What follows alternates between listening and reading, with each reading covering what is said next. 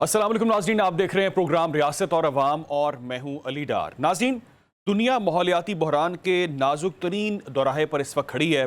पाकिस्तान की बात करें तो पाकिस्तान भी इससे शदीद मुतासर हो रहा है। पाकिस्तान में 2025 की जो मानसून बारिशें हैं अपनी शिद्दत और फैलाव के अतबार से गुज़िश्ता कई दहाइयों की निस्बत ज़्यादा ये ख़तरनाक साबित हुई है। बहुत तबाही इसने मचाई है और आने वाले जो मज़ीद अब स्पेल हैं उनके बारे में कहा जा रहा है कि वो खुदा न खास्ता क्या तबाही लेकर आ सकते हैं या आने वाले जो चंद साल होंगे क्या वो गज़ब हम पर ढाएंगे। इसको लेकर बहुत सारे लोग खौफजदा भी हैं, परेशान भी हैं, फ्यूचर में क्या होने जा रहा है। हमने देखा केपी के अंदर, खैबर पख्तूनख्वा के अंदर सैकड़ों वहाँ पर अमवात रिपोर्ट हुई।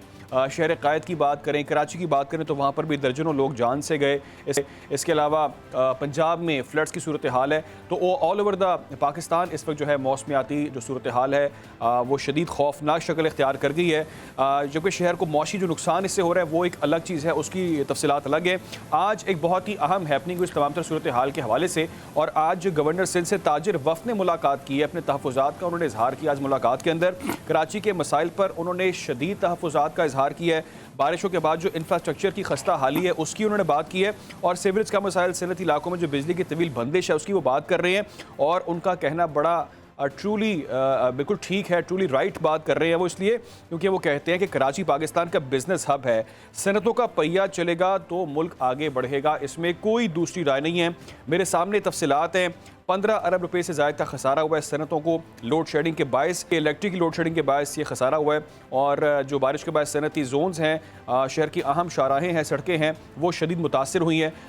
पानी शहर के मुख्तलिफ तजारती मराकज़ में दाखिल हुआ है जिससे छोटे ताजरों को भी करोड़ों का नुकसान हुआ है। ये तमाम तर सूरत हाल है, इस पर बात करेंगे। और सियासी मंजरनामे में बहुत सारी हैपनिंग है नाज़रीन। वज़ीर आज़म मिसाक इस्तेहकाम पाकिस्तान की दावत दे चुके हैं। राना सनाउल्लाह साहब भी ये बात कर रहे हैं कि आपने मसले अगर अपने हल करवाने हैं तो बातचीत से मुमकिन है। तहरीक इंसाफ केसेस में गिरी है, मुश्किलात का शिकार है, ज़मानतें हो रही हैं, सज़ाएँ हो रही हैं, बहुत सारी हैपनिंग्स हो रही हैं, गिरफ्तारियाँ अमल में आ रही हैं। तो क्या पीटीआई इस पोजीशन में है कि वो इस दावत को कबूल करेगी या नहीं करेगी? इसको लेकर हम आगे चलेंगे और जानेंगे कि पीटीआई का अगला लाहेअमल क्या होगा। महमूद खान अटकज़ई की बात भी चल रही है, उसको लेकर क्या फ़ैसला किया पाकिस्तान तहरीक इंसाफ ने। इन तमाम चीज़ों पर बात करेंगे। जो मेहमान मेरे साथ हैं, पाकिस्तान पीपल्स पार्टी से नादिर गबोल साहब ने मुझे ज्वाइन किया, तर्जुमान सिंध हुकूमत हैं, बहुत शुक्रिया आपका। इसके अलावा पाकिस्तान मुस्लिम लीग नून से वज़ीर मुमलिकत खेलदास कोहिस्तानी साहब हमारे साथ हैं शो में, और पाकिस्तान तहरीक इंसाफ से शौकत बसरा साहब हमारे साथ आज शो में होंगे। तो मैं चाहूँगा मैं आगाज़ करूँ नादिर गबोल साहब आपसे, क्योंकि आज कराची के हवाले से ये खबर सामने है कि मज़ीद जो स्पेल है बारिशों के वो आने लगे हैं। और पहले हमने देखा बड़ी सूरत हाल वहाँ पर ख़राब रही, क्योंकि आप तर्जुमान सिंध हुकूमत हैं, पीपल्स पार्टी का मौक़िफ़, वहाँ की गवर्नमेंट का मौक़िफ़ आप बहुत बेहतर अंदाज़ में बयान कर सकते हैं। सर ये कहिएगा कि जो पहले वहाँ पर हमने देखा नुकसानात हुए हैं, आज ताजिरों ने भी अब तहफ़्फ़ुज़ात का इजहार किया है और आवाम का नुकसान हुआ, ताजिरों का नुकसान हुआ, इंफ्रास्ट्रक्चर का नुकसान हुआ, 15 अरब का नुकसान हो गया। तो सर कोई ज़िम्मेदारी इसकी लेने को तैयार है? आपको लगता है कि कोई रिस्पॉन्सिबल है, या सिर्फ हम हर साल यही बात करेंगे कि कुदरती आफत और वो तो आती रहेगी हर साल, तो हम यही कहेंगे कि जी कोई ज़िम्मेदार नहीं है, ये लॉस तो होना ही है और आगे शायद इससे भी ज़्यादा होगा? देखिए, ज़ाहिर सी बात है, पाकिस्तान पीपल्स पार्टी सिंध हुकूमत में है 17 साल से, मगर आपको पता होगा कराची का जो मेयर है वो अभी मुश्किल से तीसरा साल चल रहा है, या चौथा साल का शुरुआत हुई है कि हमारा मेयर आया। उससे पहले कराची के अंदर तवील अरसे तक, तकरीबन कोई 30-35 साल आप ले लें, तो एमक्यूएम या जमात इस्लामी या दीगर जमातों का मेयर रहा है वहाँ पे। अभी जो कुदरती आफ़त आई है उससे अनफॉर्चुनेटली बिल्कुल हमें बहुत ज़्यादा अफ़सोस है कि काफ़ी लोगों का नुकसान हुआ है, मगर इस बात से कोई इनकार नहीं कर सकता कि विदिन वन नाइट, एक ही रात में, अगले दिन जब सुबह उठे थे, इतनी तेज़ बारिश, मतलब 200 मिलीमीटर बारिश कोई कम नहीं होती है। अगर दुबई में भी इतनी बारिश हमने देखी है, आपने भी वीडियोज़ देखी होंगी कि दुबई में भी गाड़ियाँ क्या, लोगों की जायदाद बह जाती है इतनी बारिश में। मगर अगले दिन कराची में सुबह उठे थे, पूरे मेन जो शाहराए थे, जिसको शाहराए फैसल आप बोल सकते हैं, आई चंडीगढ़ रोड बोल सकते हैं, एम ए जिनार रोड बोल सकते हैं, ये मेन मेन सड़कें हैं कराची की, ये तमाम क्लियर थी। और अल्लाह का शुक्र है कि ये पाकिस्तान पीपल्स पार्टी की सिंध हुकूमत और केएमसी जो हमारा मेयर है, उनकी परफॉर्मेंस का सबसे बड़ा सबूत ही है कि विदिन 12 आवर्स कराची के अंदर लोगों का आमदो-रफ्त, ट्रैफिक का तबादला बिल्कुल पूरी तरह से खुल चुका था। और माज़ी की अगर आप फ़ोटोज़ देखें, जो स्पेशली जो मुस्तफ़ा कमाल साहब की जो जमात है और दीगर जो जमातें हैं, वो अपनी एग्ज़ाम्पल देते हैं। मुस्तफ़ा कमाल के 2006 या 7 की वीडियोज़ मैं आपको भेज दूँगा अगर आपको फ़ाइल पे नहीं मिलेगी। चार चार पाँच पाँच दिन पानी खड़ा रहता था। अंडर पासेस जो हैं कराची के, वो स्विमिंग पूल बन जाते थे। उन अंडर पासेस के अंदर कितने लोगों की अमवात हुई है, ये भी रिकॉर्ड का हिस्सा है। अगर मेरी बात पे यकीन नहीं तो इसी वक्त आप अपने स्टाफ को बोल दें, अपनी टीम को बोल दें, वो इंटरनेट पे सर्च करके ये विजुअल्स आपको दे देगा। कराची में हम पूरी तरह से तैयार थे क्योंकि पीडीएमए ने हमें आगाह कर दिया था कि बारिशें आ रही हैं। इसी वजह से हमने पहले से ही नाले तमाम साफ कर दिए थे, क्लियर कर दिए थे अच्छी तरह से, जिसकी वजह से with in a few hours जो पानी वो खड़ा नहीं रहा, पानी फौरन क्लियर आउट हो गया। पहले यही शिकायत मौसूल होती थी हमें कि पानी खड़ा रह जाता है। इस दफ़ा पानी कहीं भी नहीं खड़ा रहा। हाँ, इस तरह के शवाहिद ज़रूर मिले थे कि जो नाले हमने एक दिन साफ़ किए थे, तो अगले दिन वहाँ पे हमें बोरी के अंदर पत्थर से या मलबे से भरे हुए हमें बोरियाँ मिली थी, जिससे साफ ज़ाहिर हो रहा था कि पूरी तरह से कोशिश की गई थी हमारे मुखालिफिन पार्टी की तरफ से कि हमारी परफॉर्मेंस को मुतासिर किया जाए या हमारे इमेज को टार्निश किया जाए। मगर अल्लाह का शुक्र है क्योंकि मेयर खुद मौजूद थे सड़कों पे और रात को सीएम साहब खुद अलॉन्ग विद जो लोकल गवर्नमेंट मिनिस्टर हैं और दीगर जो गुजरा है उनके साथ पूरे शहर का खुद गश्त कर रहे थे। तमाम जो हमारे एमएनएज एमपीएज हैं, बिलावल भुट्टो ज़रदारी साहब की हिदायत पे वो अपने अपने हलकों में मौजूद थे और जो टाउन का जो इंतज़ामिया है उसको ओवरसी कर रहे थे। तो इसी वजह से अल्लाह का शुक्र है कि कोई इस तरह का कोई बड़ा सानिया कराची के अंदर पेश नहीं आया जो कि माजी में हमें पेश आता था। अभी भी पीडीएमए की तरफ से अलर्ट है कि बारिश एक्सपेक्टेड है इस कमिंग वीक के अंदर। इंशाल्लाह अल्लाह ने चाहा तो हम उसको भी सक्सेसफुली निपटेंगे उससे, और कराची वालों के, कराची के ताजरों के, कराची के रिहायशियों के, आम मजदूरों की जान माल की हिफाजत हमने जैसे माजी में यकीन ध्यान से कराई है, आगे भी हम कराते रहेंगे इंशाल्लाह। राइट। खेलदास कोहिस्तानी साहब, do you agree with that? आपको लगता है कि ठीक तरह से इसको मैनेज किया गया था और आगे जो बारिशें आ रही हैं उससे भी निपटना है तो इस तरह निपटा जाएगा? ये ठीक तरह से स्ट्रेटजी अडॉप्ट की गई थी, प्लानिंग सही थी, तमाम तर नाले साफ थे, ड्रेनेज जो थी वो ठीक थी और एक दिन के अंदर तमाम तर पानी भी वहाँ से जो है वो सेटल हो गया था? जो ताजिर बरादरी है वो तहफ़्फ़ुज़ात का इजहार कर रहे हैं, दूसरी जानिब अवाम भी कर रहे हैं। देखें, आपने जो क्लाइमेट चेंज के हवाले से बात की, ये दुनिया पूरी को इसका जो है इस चैलेंज का शिकार है और ये जो मौसमियात की तब्दीली है। और मैं तो आपको ये बताऊं, जिस तरह 2022 में जो पाकिस्तान में खुसूसन सिंध में और बलूचिस्तान में तबाही हुई थी और 100 से ज़्यादा जानें गई थी, मगर इस जो अभी केपीके में जो क्लाउड बस्ट या वो जो पानी की वजह से पूरे पाकिस्तान भर में 700 से ज़्यादा कीमती जानें जो है ज़ाया हुई है, हमारा नुकसान हुआ है जो कीमती जानों का। तो मैं समझता हूँ बड़ी तबाही आई है और बड़ा नुकसान है। और जिस तरह आप देख रहे हैं केपीके में भी एनडीए में काम कर रही है, पाक फौज रेस्क्यू में है, वज़ीर आज़म साहब खुद वहाँ पे गए, उन्होंने रेस्क्यू के अमल को देखा। हमारे फेडरल मिनिस्टर अमीर मुकाम साहब हो, सरदार यूसुफ साहब हो, वो भी वहाँ एक्टिव है, सूबाई हुकूमत भी अपना काम कर रही है।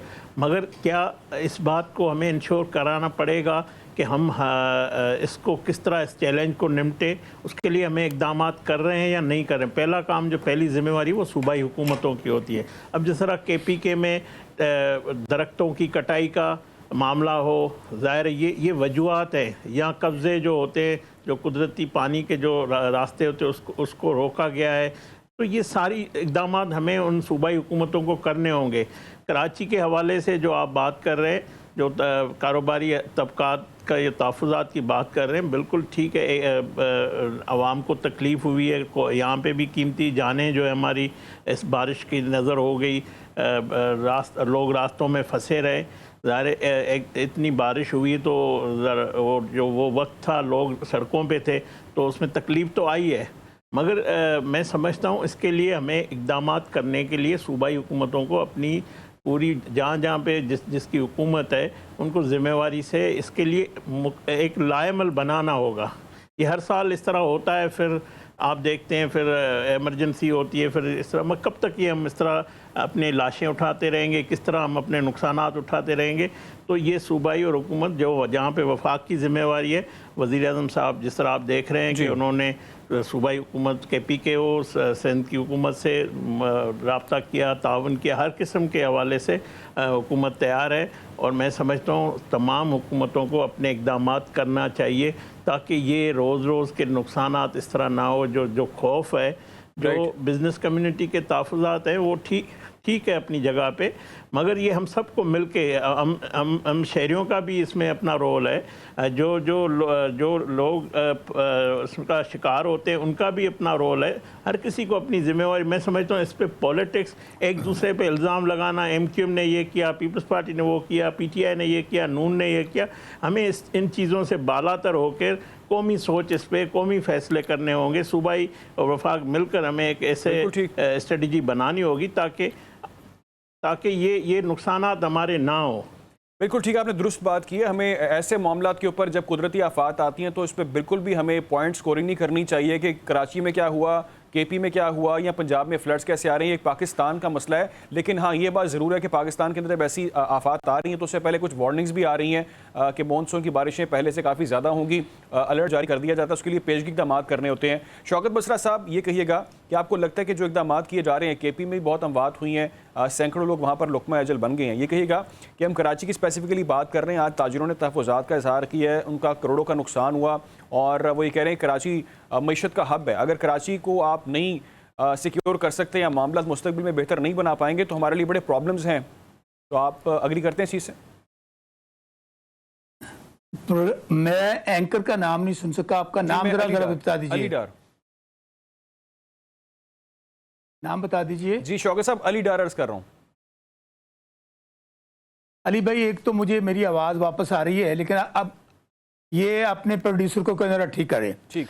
अली डार, मैं आपको आपके चैनल को मुबारकबाद देना चाहता हूँ।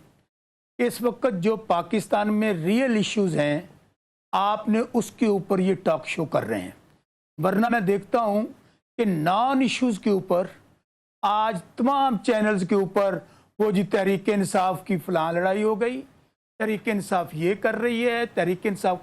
आज लोग पूरे पाकिस्तान में लोग सैलाब से मर रहे हैं, लोग बेमौसमी बारिशें आ रही हैं, जल्जले आ रहे हैं, और तरजीहात क्या हैं इस मौजूदा उस हुकूमत की जो अवाम की नुमाइंदा हुकूमत नहीं है कि यहाँ माँ को झुकाना है तो उसके बेटी या बेटे को उठा लो, यहाँ पर बाप को झुकाना है तो उसके बेटे या बेटी को उठा लो, इमरान खान साहब के भांजों को उठा लो।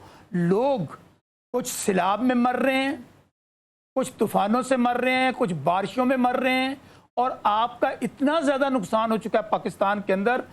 पंजाब में मैं बैठा हूँ, किसान अमली तौर पर तबाह बर्बाद हो चुका है।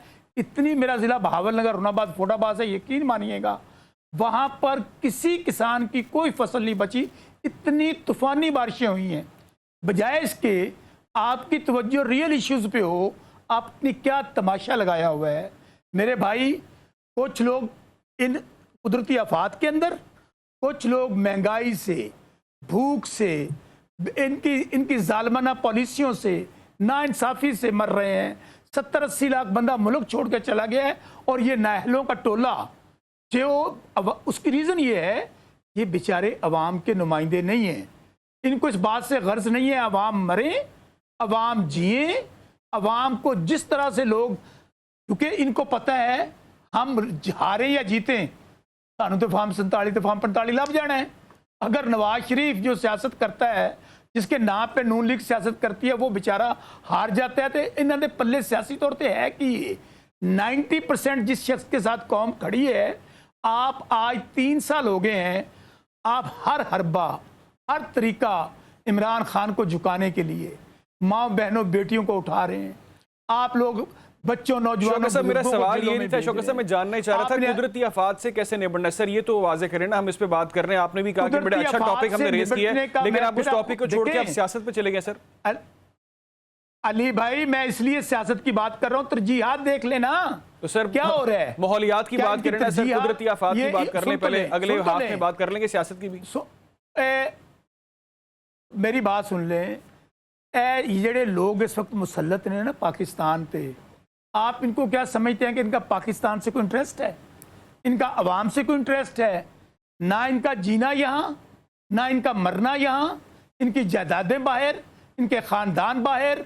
और सबसे बढ़कर भाई, अगर 17 सीटों वाला वज़ीर आज़म होगा, 24 सीटों वाला पाकिस्तान का सदर होगा, हारी हुई वज़ीर आला पंजाब, तो क्या तरजीहात होंगी? सिंध में 20-20 साल से बैठे हुए हैं। और अभी मैं बातें सुन रहा था गबोल साहब की, वो जी देखें वो हालात। ओ भाई, क्या तुसा पेरिस बना देता अंदरून सिंध नू? अगर आपका यहाँ मेयर नहीं था तो हमें बिल्कुल ईमानदारी से बात करनी चाहिए। आपको अपनी तरजीहात सेट करनी पड़ेंगी। आज भी आप कह रहे हैं सियासत पे बात ना करें।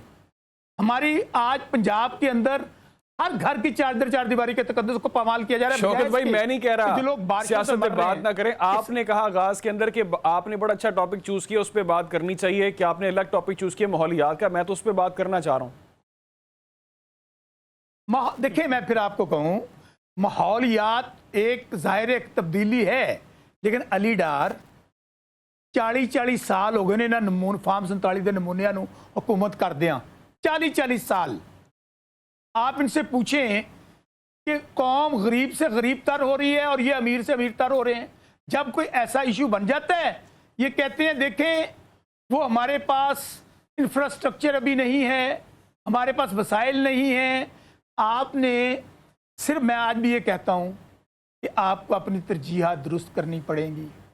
कौम इस वक्त इतनी मायूसी के आलम में है, इतनी परेशानी के आलम में है, लोग बेबस हैं, लोगों का कोई वाली वारिस नहीं है, खुले आसमान तले जाके बैठे हुए हैं। और ये आप, मैं सियासी बात करने में मजबूर क्यों होता हूं? अगर आपके घर में आग लगी हो, लोग सैलाब से मर रहे हों, कराची के आप कह रहे हैं ताजिर जो हैं, आज उन्होंने गवर्नर को कहा कि हम मर गए, बर्बाद हो गए। तरजीहात की ने क्या तरजीहात उन लोगों के इंटरेस्ट वॉच करना है? अगर है तो मुझे बता दें।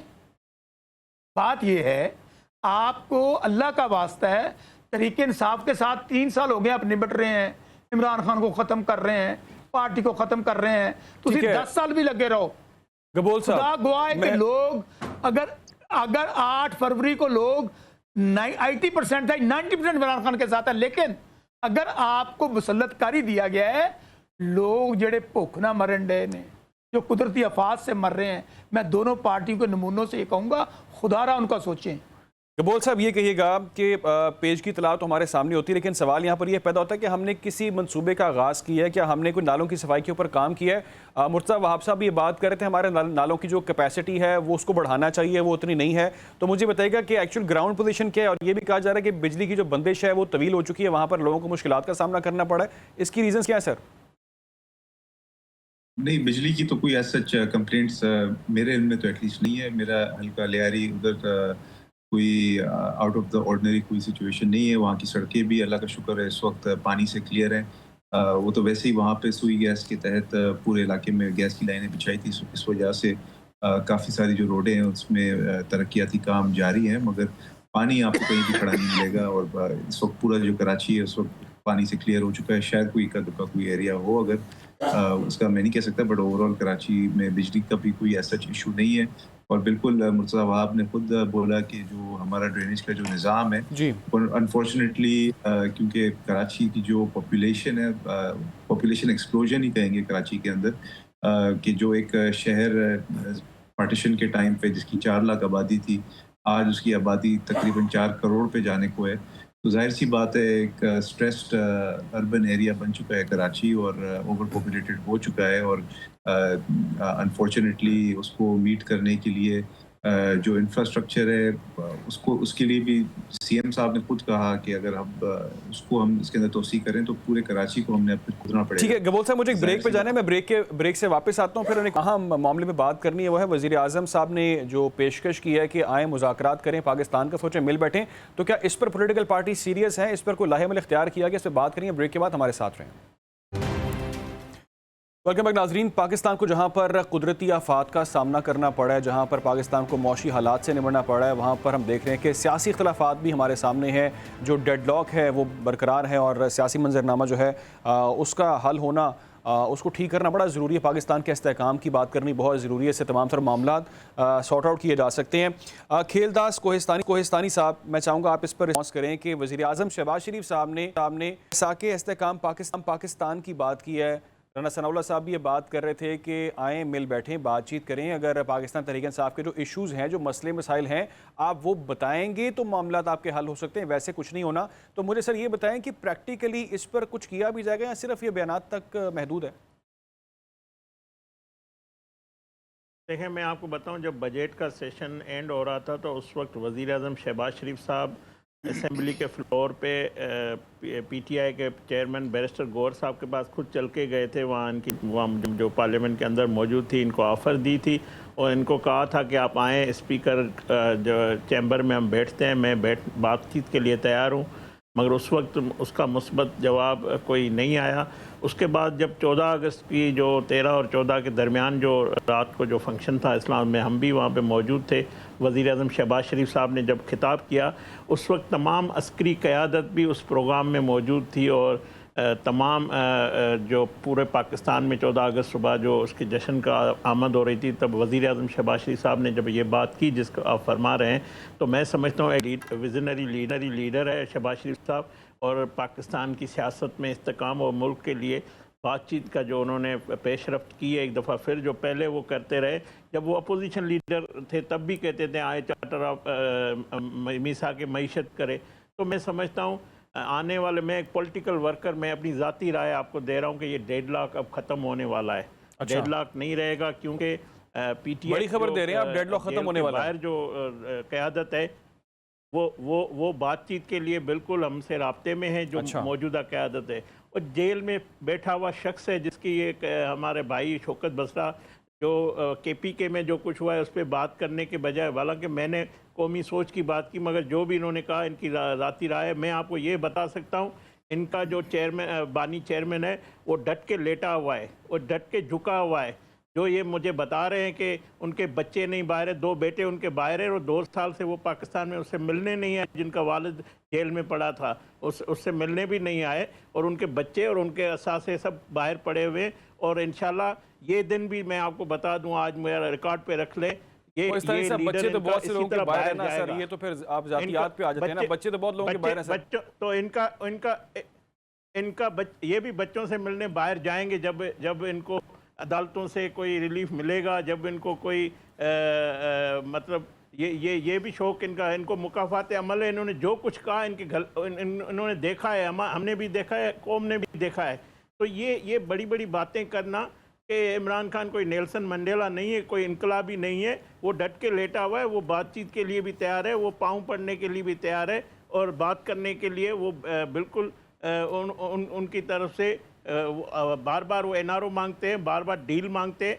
मगर मैं आपको बताऊं, वज़ीर आज़म शहबाज शरीफ साहब का जो इनिशिएटिव है ये इंतहाई अहम है और इसमें आने वाले दिनों में आपको पार्लियामेंट में इसकी झलक भी नज़र आएगी। सर नून लीग से एनआरओ मांग रहे हैं सर? जी सर, मुस्लिम लीग नून से एनआरओ मांग रहे हैं?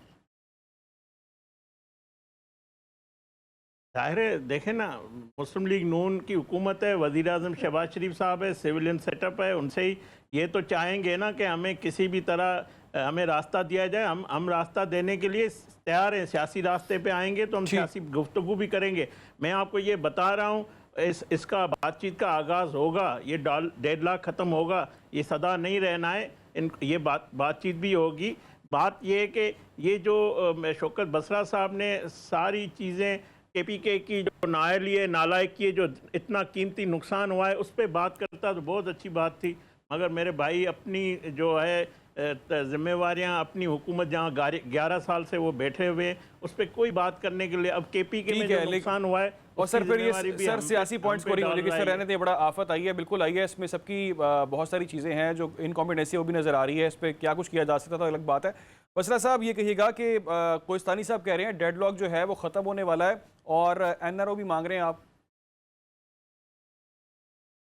अली भाई बात यह है, आप भी बड़े बादशाह बंदे हैं, जिन्होंने उन्होंने घर वाले संजीदा नहीं लेंदे, मोहल्ले वाले संजीदा नहीं लेंदे, जिन्होंने घर वाले ने वोट नहीं पाए, इलाके वाले ने वोट नहीं पाए, आप कह रहे हैं कि अवाम से संजीदा ले या हम संजीदा लें।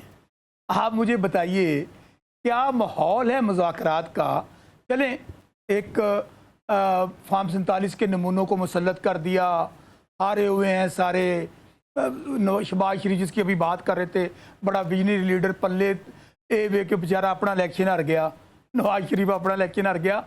इनके पल्ले ये पूछे कि हालात ये हैं, एक तरफ आप लीडर ऑफ द अपोजिशन जो इन वेटिंग प्राइम मिनिस्टर होते हैं उमर अयूब खान कौनी असम्बली में, उनको आप 10 साल की फॉल्स फ्लैग और झूठे मुकदमात में सजाएं दे रहे हैं। Shibli Faraz leader of the opposition senate जो इन वेटिंग चेयरमैन सेनेट हैं उनको आप 10 साल की सजाएं दे रहे हैं। Leader of the opposition Punjab assembly in waiting chief minister Punjab उनको आप सजाएं दे रहे हैं। MNs MPs को डिस्क्वालीफाई कर रहे हैं। तो मुझे बताइए क्या ये मुज़ाकरात का माहौल है? दूसरी बात, आप जैसे बहुत सारे दानिश्वरों ने, सहाफ़ियों ने कहा कि नहीं यार जिवें दी भी ने आखिर बैठे ने ना, आप बात तो करके देख लें। तो हमने 6 महीने पहले अली भाई बात की थी। हालत ये हुई, इसी तरह कमरे के अंदर बैठ के मीटिंग हुई। मीटिंग के बाद हमने कहा कि हमारी इमरान खान साहब से मुलाकात करवाएं ताकि जो बातें डिस्कस हुई हैं हम उनसे बातचीत कर सकें, मिल सकें। तो कहने लगे ठीक है, हमें थोड़ा सा टाइम दें, हम पूछ के बताते हैं। हमने कहा किससे पूछ के बताना है? कहने लगे जेड़े सानू लैके आए उन्होंने को पूछना है।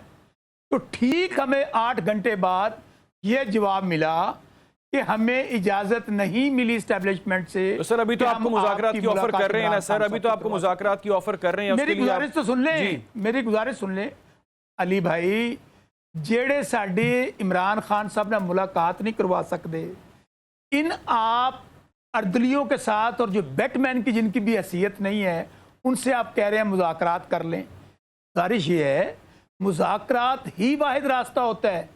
जंगें भी हो जाएं तो टेबल पे बैठ के मुज़ाकरात होते हैं, लेकिन जब आपके पास ना अवाम का मैंडेट हो, ना आपके पास इतना इख्तियार हो कि आप पिंडी जेल जो है वो पंजाब गवर्नमेंट के नीचे है ना। बसरा साहब आपके पास भी तो मैंडेट इस वक्त नजर नहीं आ रहा ना। आप कॉल देते हैं कि प्रोटेस्ट के लिए आए, लोग नहीं आते। आपने 5 अगस्त को दिया, आपने 14 अगस्त को दी। सर देखे ना, लोग तो नहीं निकले ना जिस तरह निकलने चाहिए थे। बहुत सारे सवालात हैं कि आपके पास फिर ऑप्शन सर क्या है? मैं आता हूँ बसरा साहब, वापस आता हूँ मैं आपकी तरह। मैं आपसे मजीद सवाल करूंगा। अब एक जवाब ले लें, एक जवाब ले लें। अली डार साहब, 8 फरवरी से पहले भी हमें यही कहा गया, party is over, Imran Khan साहब खत्म। ठीक है, मैं गबोल साहब आप भी रिस्पॉन्ड करें। आप कहिएगा कि जो मफाहमती बात, मैं चाहूंगा आप वापस आता हूं आपकी तरफ बसरा साहब। मैं वापस आता हूं आपकी तरफ। गबोल साहब ये कहिएगा कि मुज़ाकरात की बात की जा रही है, अच्छी बात है, और जो पीपल्स पार्टी है वो हमेशा से मफाहमत की बात करती आई है, चार्टर ऑफ डेमोक्रेसी की बात भी करते हैं। तो आपको क्या लगता है कि मामला सॉर्ट आउट हो जाएंगे, हल हो सकते हैं मुज़ाकरात से?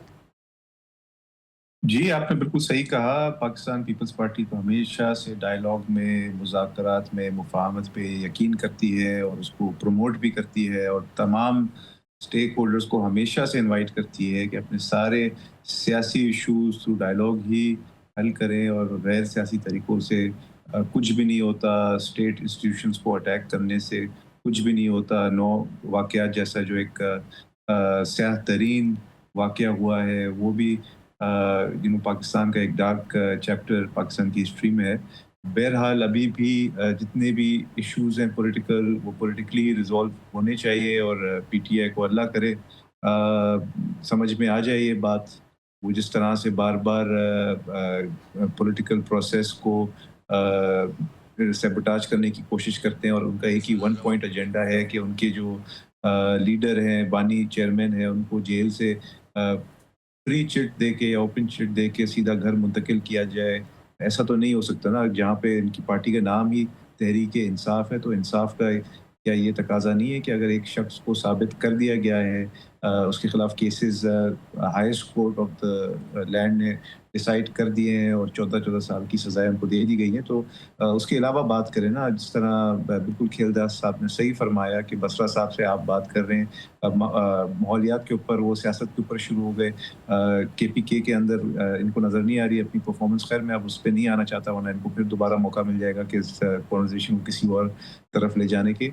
हम इस वक्त यही चाहते हैं कि पाकिस्तान क्योंकि स्टेबलाइज हो गया, उसकी इकोनॉमी स्टेबलाइज हो गई है, उसकी जो डिप्लोमेटिक रिलेशंस हैं वो स्टेबलाइज। गबोल साहब एक ब्रेक मुझे लेनी है, ब्रेक के बाद बहुत अहम इन पे बात करनी है। NA 127 के हवाले से बात करेंगे, और पाकिस्तान तहरीक इंसाफ के जो अदालती केसेस चल रहे हैं उनका इस वक्त क्या स्टेटस है उसकी बात करेंगे। इमरान खान साहब के जो भांजे हैं उनकी भी बात करेंगे। ब्रेक के बाद हमारे साथ रहें। वेलकम बैक नाज़रीन। शौकत बसरा साहब, एक अहम डेवलपमेंट सामने आई है कि NA-129, PP-87 और NH-66 से PTI ने फैसला किया है इलेक्शन कंटेस्ट करने का। ये दुरुस्त है, ये बताइएगा। और दूसरा ये कहिएगा कि इलेक्शन में तो आप शामिल हो जाएंगे, इलेक्शन लड़ेंगे, कंटेस्ट करेंगे, लेकिन बाद में फिर वही बात है कि आप बात करेंगे कि धांधली हुई और मसले मसाइल हैं, ऐसा ही है? अली भाई, बहुत आपका अहम सवाल है, लेकिन कोस्तानी साहब ने एक दो पर्सनल गुफ्तगू में बातें की थी कि जी वो खान साहब डील करके चले जाएंगे। कोस्तानी साहब, खान साहब केड़ा मियाँ नवाज शरीफ ने कि वो बेचारा ये पूरी पार्टी जेलों में पड़ी हुई थी, और हामिद रज़ा साहब हमारे MNA हैं फैसलाबाद से, कल वो इंटरव्यू दे रहे थे, उनके वालिद साहब इनके साथ रहे, हाफिज फजल साहब, वो बताते हैं, कह रहे कि जब मियाँ साहब सऊदी अरब चले गए तो मैं वहाँ मक्का मुअज़्ज़मा गया और मियाँ साहब वहाँ बैठे थे। मैंने मियाँ साहब को कहा कि मियाँ साहब, बातें हो रही हैं कि आप डील करके यहाँ पर आ गए हैं। उन्होंने कहा, खाना काबा में बैठ के मियाँ नवाज शरीफ कहने लगा मेरी कोई डील नहीं हुई है। जबकि हामिद रज़ा साहब कहते हैं मेरे वालिद साहब के पास 2 दिन पहले वो स्टैम्प पेपर आ गया जिसके ऊपर मियाँ नवाज शरीफ उनके ख़ानदान के दस्तखत थे कि 10 साल के लिए मुआहदा करके जा रहे हैं। हमें चाहिए ये कि हमें फलां फलां हमारे जो सूटकेस हैं वो फलां फलां नौकर, तो सर आपने क्यों जाने हमारे दिया था? गनमैन, बसरा साहब, आपने रोका क्यों नहीं उन्हें? बसरा सऊदी साहब, अरब चले जाएं, इसलिए आपने रोका क्यों नहीं? हाँ, किसको किसको डील करके जा रहे थे, आप रोक लेते ना सर। यहाँ पे जो डील जिन्होंने करके उनको भेजा था उनको उनकी पार्टी नहीं रोक सकती, हम कैसे रोक सके? वो रात को पूरा पाकिस्तान सोया हुआ था, ये भी बेचारे कुछ जेलों में थे, कुछ सोए हुए थे। मैं तो बसरा साहब अभी की बात कर रहा हूँ, जब आपकी गवर्नमेंट जब थी सर, जब आपकी गवर्नमेंट थी, PTI की जब गवर्नमेंट थी, तब भी बहुत सारी चीज़ें PTI पर भी क्वेश्चन की जाती हैं। मैं आपसे सवाल ये नहीं करना चाह रहा, मैं चाह रहा हूँ कि आप इस पर रिस्पॉन्स कीजिएगा NA-129 के ऊपर। अब मैं सवाल पे आता हूँ। देखिए, गुजारिश ये है अली भाई, अभी तक तो हमारी पॉलिटिकल कमेटी ने यही फैसला नहीं किया कि ये जो फ्रॉड इलेक्शंस का सिलसिला जारी है, 8 फरवरी को हमारी 2/3 मेजॉरिटी इन्होंने छीन ली, मखसूस नशिस्तें छीन ली सुप्रीम कोर्ट के वाज़े आर्डर के बावजूद, हमारे जीते हुए MNAs को रिकाउंटिंग में हरा दिया, अब हमारे MNAs को केसेस में फारिग कर रहे हैं। तो मुझे बताएं कि हम इस फ्रॉड निज़ाम, फ्रॉड असम्बलियाँ और फ्रॉड इलेक्शन जिसमें आप पार्टिसिपेट कर रहे हैं, बसरा साहब चलना है, पार्टिसिपेट तो करें इलेक्शन में। अच्छा नहीं, हमारी नहीं अभी हमारी पार्टी की मीटिंग में फैसला होना है। मेरी जाती राय ये है कि हमें इस फ्रॉड सिस्टम, फ्रॉड इलेक्शन और 45-47 वाले जाली इलेक्शनों में हिस्सा नहीं लेना चाहिए। क्या इसमें पहले हमारे लोग जो असम्बलियों में गए हैं, क्या हो रहा है उनके साथ? कोहिस्तानी साहब, नेशनल असम्बली की कोई तौकीर नहीं है। ठीक है, मैं आता हूं वापस। अच्छा, कोहिस्तानी दूसरी साहब, आपका तो इत्तेहाद है पीपल्स पार्टी के साथ इलेक्शंस के हवाले से? इत्तेहाद है और हम मिलकर इलेक्शन मिलकर लड़ेंगे। कल हमारे रेलवे के मिनिस्टर हनीफ अब्बासी साहब, तारिक फजल चौधरी और पीपल्स पार्टी के राजा परवेज अशरफ साहब की प्रेस कॉन्फ्रेंस आपने सुनी थी। हम इलेक्शन लड़के, मैं आपको एक बात बता दूं, जो बानी PTI हुक्म देता है, जो बाहर क़यादत मौजूद है, वो उस हुक्म को नहीं मानती, वो नहीं मानती है। उन्होंने कहा इलेक्शन नहीं लड़ना, ये इलेक्शन लड़ेंगे। ये थूक कर चाटने वाले हैं, ये यू टर्न लेने वाले, ये सब वो इन्होंने, खान साहब ने इनको कहा 5 अगस्त को इनकलाब लाओ, कहाँ गया इनकलाब? 14 अगस्त को इनकलाब लाओ, नहीं आया इनकलाब। हारने के बावजूद नहीं, आपको मैं बसरा साहब, आप नवाज शरीफ फोबिया का शिकार है। आपको मैं बताऊं, आपका मैंने पहले कहा, आपका लीडर लेट के डटा हुआ है, झुका भी हुआ है। बसरा साहब, कोहिस्तानी साहब की सर उनको बोलने दीजिएगा। तारीख साबित करेगी कि आपका इनकलाब लीडर कहाँ पे पहुंचता है, ये भी आप याद कर ले। मैंने आज के प्रोग्राम में बोल दिया कि आपका लीडर किस तरह पहले भी थूक कर चाटता रहा है, पहले भी अच्छा, कोहिस्तानी साहब ये करेगा। बसरा साहब, कोहिस्तानी साहब को बात मुकम्मल करने दीजिएगा। बसरा साहब, वोट नहीं देंगे। बसरा साहब, आप हौसला रखें, हौसला रखें। बसरा साहब ना करें ना, उनको बात मुकम्मल करने दें। बसरा साहब, उनको अपनी बात मुकम्मल करने दें। आप हौसला रखें, अली भाई, उनको झूठ घट बोलने आप लाए हैं, आप लोग जो बाहर बैठे हुए हैं ना, ये तो आप अपने लीडर को फांसी चढ़ा देते, मगर वो समझदार है, वो देख रहे हैं आप लोगों को कि बाहर आप क्या कर रहे हैं, क्या आपने किया हुआ है। तो वो बेचारा अब सोच समझकर लेटा हुआ है, झुका हुआ है, सब कुछ करने के लिए तैयार है, डील भी मांग रहा है, एनआरओ भी मांग रहा है। तो ये शौक भी आपका पूरा हो जाएगा। अब याद रख लेना, मेरी बात आज रिकॉर्ड का हिस्सा है, मैं 3 दफा ये बात आज कर चुका हूँ।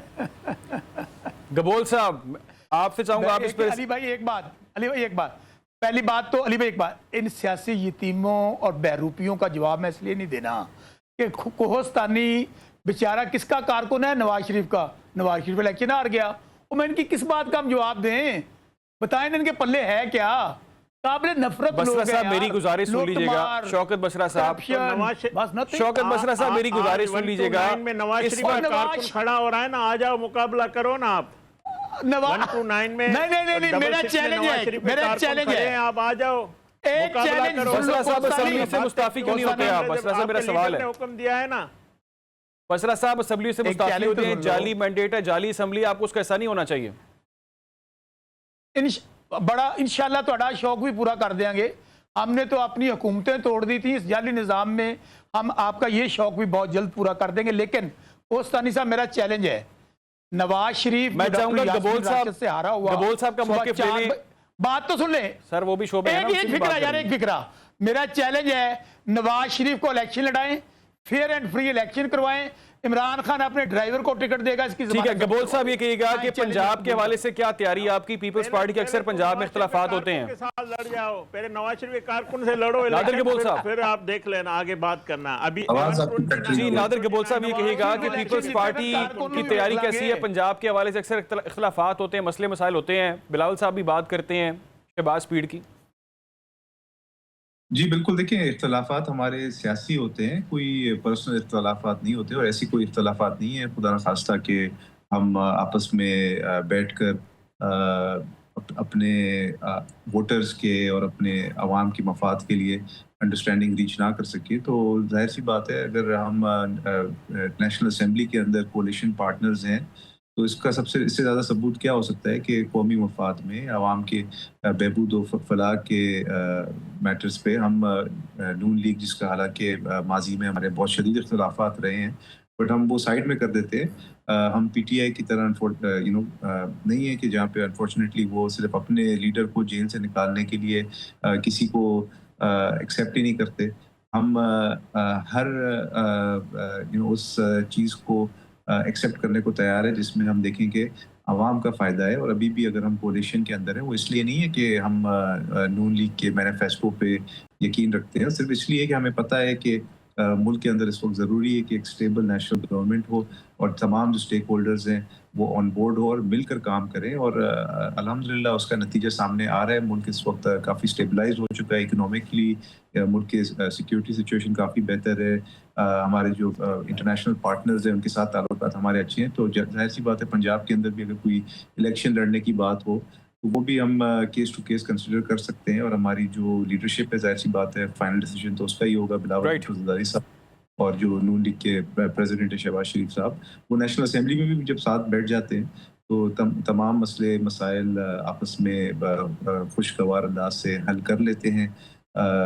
सियासी इशूज अपनी जगह, बट बसरा साहब, लास्ट कमेंट।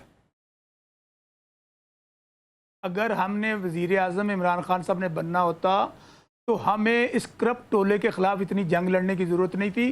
पीपल्स पार्टी तो चल के हमारे पास गई थी 8 फरवरी को, क्या इसके बावजूद कि हमारा मैंडेट चुराया गया, आए आप की मेजॉरिटी है, वज़ीर आज़म बन जाएं। देखें, ये they are all irrelevant a political party. सिर्फ तहरीक इंसाफ है पाकिस्तान में, ये सिर्फ बेचारे अब यही है कि शौकत बसरा साहब, बहुत बहुत शुक्रिया आपके वक्त के लिए। फैसानी साहब हमारे साथ मौजूद थे मुस्लिम नून से, आपका बहुत शुक्रिया। नादिर गबोल साहब, आपका भी बहुत शुक्रिया। नाज़रीन, प्रोग्राम का वक्त खत्म हुआ, मुझे दें इजाज़त, अल्लाह हाफ़िज़।